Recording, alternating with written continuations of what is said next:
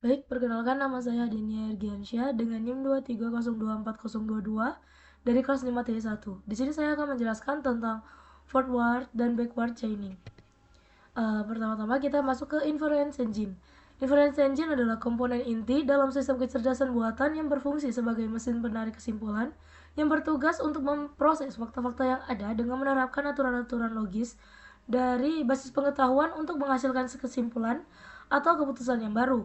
Cara kerjanya mengikuti pola jika dan maka secara sistematis, di mana engine ini akan mencocokkan fakta-fakta input dengan kondisi-kondisi pada aturan, kemudian mengeksekusi aturan yang semua kondisinya terpenuhi untuk menghasilkan output berupa kesimpulan, diagnosa, dan rekomendasi tertentu. Pada sistem pakar, medis yang menganalisis gejala pasien untuk menentukan penyakit yang mungkin diderita. Forward chaining. Forward chaining adalah metode penalaran dalam sistem kecerdasan buatan yang bekerja dengan maju dari fakta menuju kesimpulan. Dimulai dari data atau fakta yang diketahui, kemudian diterapkan di aturan-aturan yang menghasilkan kesimpulan baru hingga tujuan tercapai atau tidak ada lagi aturan yang dapat diterapkan. Contoh aturannya adalah yang pertama, rule yang satu, jika pasien memiliki sakit tenggorokan dan dicurigai infeksi bakteri, maka pasien memiliki radang tenggorokan strep. Untuk yang rule kedua, jika pasien bersuhu di atas 100, maka pasien mengalami demam. Rule yang ketiga, jika pasien sakit lebih dari 1 bulan dan pasien mengalami demam, maka dicurigai infeksi bakteri. Fakta awalnya adalah suhu pasien adalah 122 Celcius. Selanjutnya adalah suhu pasien adalah 102. Pasien telah sakit selama 2 bulan dan pasien memiliki sakit tenggorokan. Prosesnya adalah siklus pertama, aturan kedua benar, kesimpulannya pasien mengalami demam. Pada siklus kedua, aturan 3 benar, kesimpulannya infeksi bakteri. Siklus ketiga, aturan benar, dengan kesimpulan pasien memiliki radang tenggorokan yang strep. Selanjutnya kita masuk pada backward chaining atau goal driven. Backward chaining adalah metode penalaran dalam kecerdasan buatan yang bekerja mundur dari tujuan ke fakta. Dimulai dari hipotesis yang ingin dibuktikan, kemudian menelusuri aturan-aturan untuk mencari fakta pendukung yang diperlukan. Contoh aturannya adalah aturan pertama, jika pasien memiliki sakit tenggorokan dan dicurigai infeksi bakteri, maka pasien memiliki radang tenggorokan strep. Aturan kedua, jika suhu pasien di atas 100, maka pasien mengalami demam.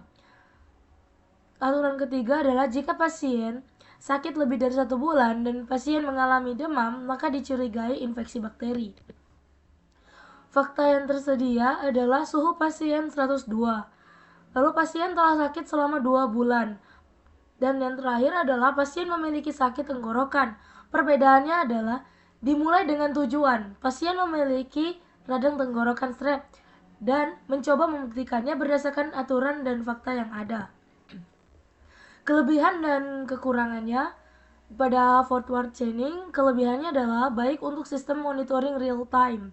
Lalu yang kedua, dapat menemukan semua solusi yang memungkinkan.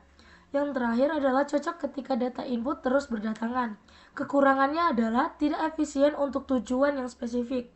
Yang kedua adalah fakta memori yang dipakai. Dan yang terakhir adalah bisa lambat jika aturan sangat banyak. Sedangkan pada backward chaining, kelebihannya adalah sangat efisien untuk terfokuskan, lalu hemat memori. Lalu yang ketiga adalah cepat untuk tujuan spesifik. Yang terakhir adalah cocok untuk sistem diagnosa. Kekurangan dari backward chaining adalah bisa melewatkan solusi yang lain, bergantung pada hipotesis awal, tidak komprehensif, dan kurang cocok untuk real-time monitoring. Mari selanjutnya kita akan masuk ke bagian depth first search.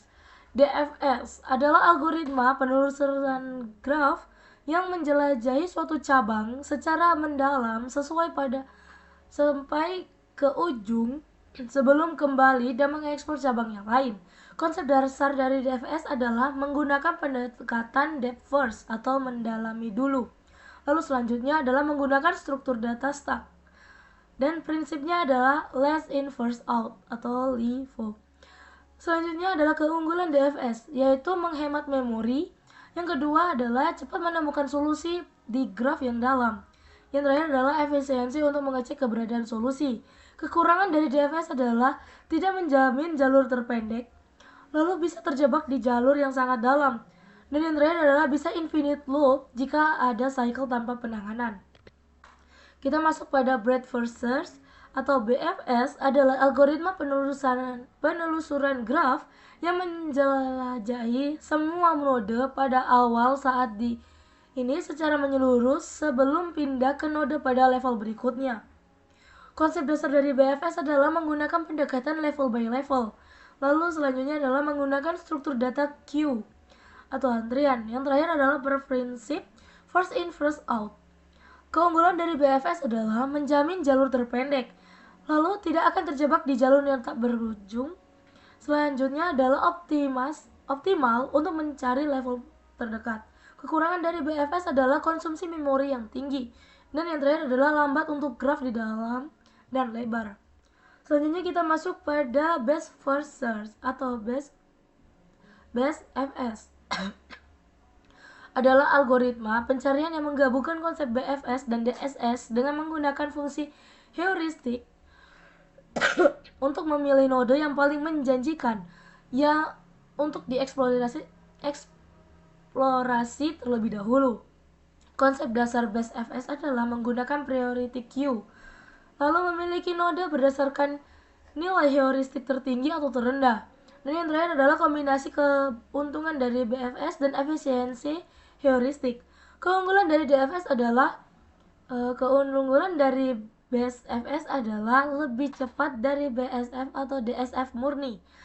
Lalu efisiensi dengan heuristik yang baik, fokus pada node yang dijanjikan, kompromi antara optimalisasi dan efisiensi. Kekurangan dari Best FS adalah tidak optimal jika heuristik tidak akurat, tidak bisa terjebak di lokal optimum, dan bergantung di kualitas heuristik. Dan terakhir adalah kompleksitas menghitung heuristik. Baik, kesimpulan yang dapat kita ambil adalah dari pembahasan mengenai sistem kecerdasan buatan dapat disimpulkan bahwa inference engine berfungsi pada otak pemrosesan yang menggunakan berbagai strategi penalaran seperti forward chaining dan backward chaining, serta didukung oleh algoritma pencarian seperti BFS, DSS, dan BestFS, di mana pemilihan strategi yang optimal sangat bergantung pada karakteristik masalah seperti kelengkapan data, kejelasan ketujuan, dan pertimbangan efisiensi memori versus kecepatan pencarian. Sekian penjelasan saya pada topik hari ini. Terima kasih.